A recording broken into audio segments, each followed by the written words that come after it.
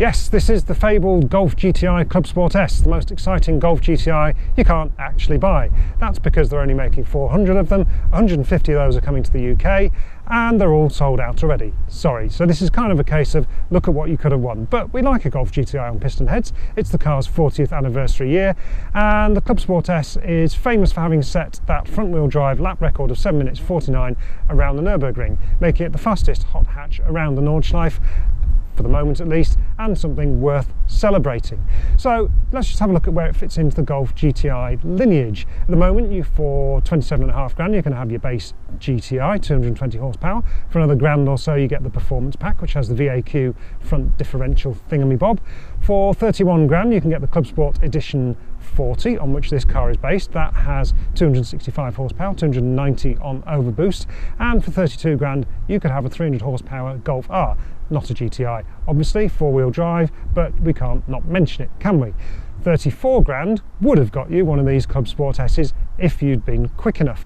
Now, what makes this stand out from a standard Clubsport or indeed a GTI? Well, the most distinctive features are the bumpers. So the Clubsport models get this distinctive front bumper with a bit of an air scoop here. This channels air out through the wheel arch. There's also a big rear wing and a diffuser on the back.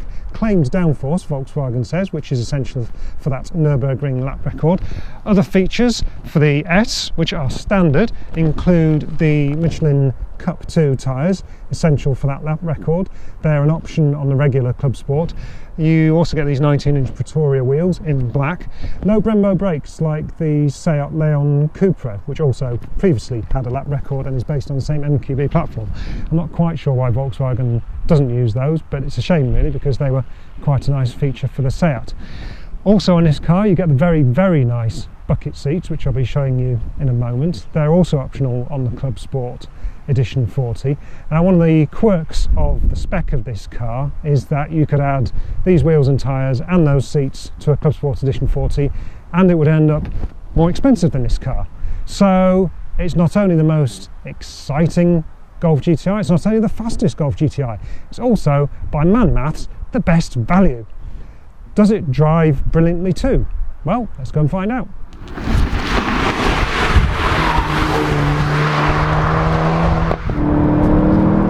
So we have driven the Golf GTI Clubsport S around the ring. Well, I haven't, but someone else has, and perhaps unsurprisingly, it's rather a lot of fun around there because that's what it was built to do.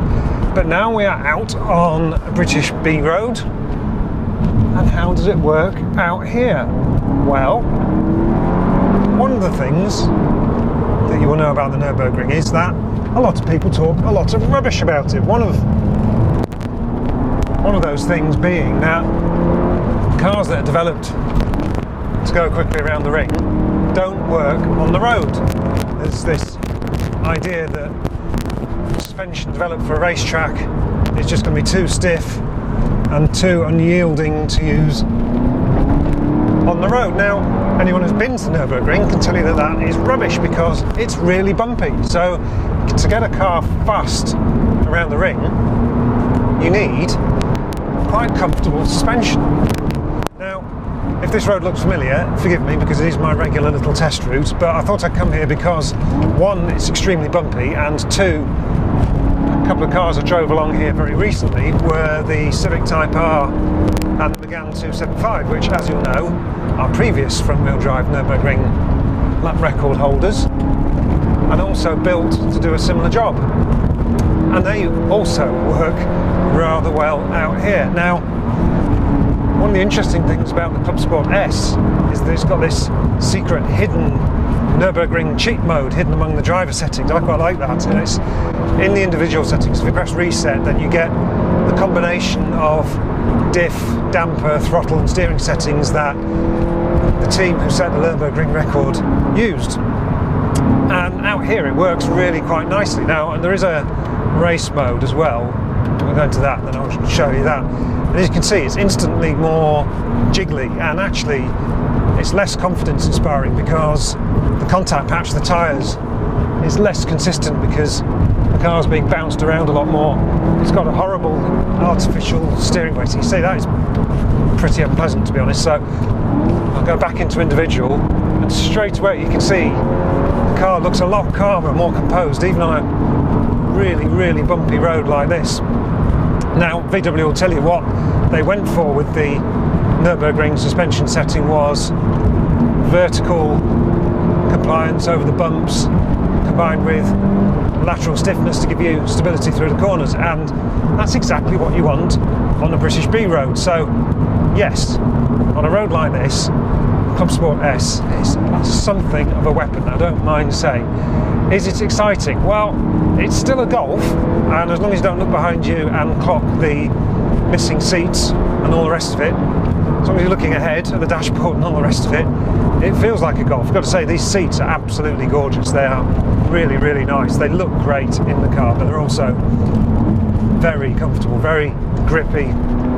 They add to the sense of occasion, but obviously VW has a lack of headroom in it, making this car feel super raw and super focused.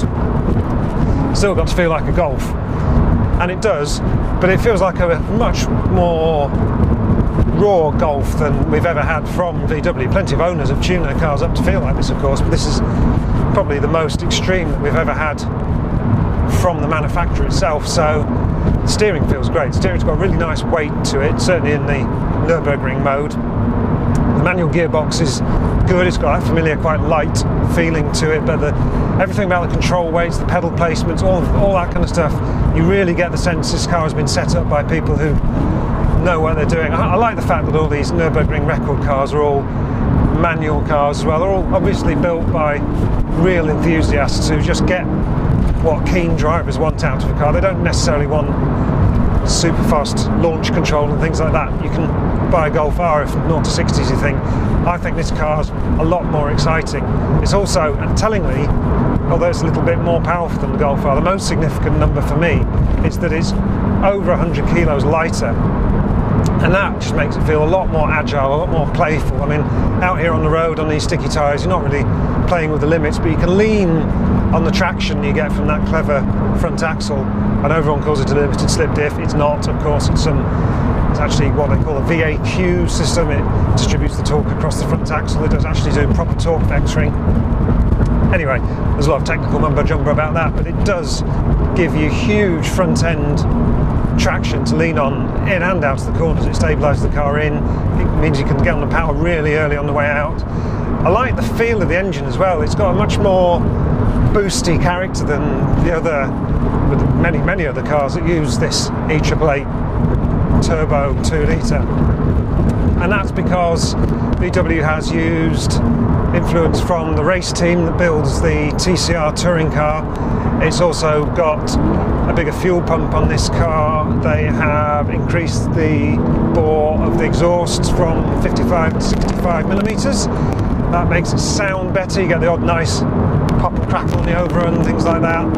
And the fact that you don't have the seats or anything in the back means that you can just sense a lot more what's going on the road surface. You can hear the changes in road surface. You can hear bits of gravel being flicked up. You can hear the electric handbrake engage when you pull up.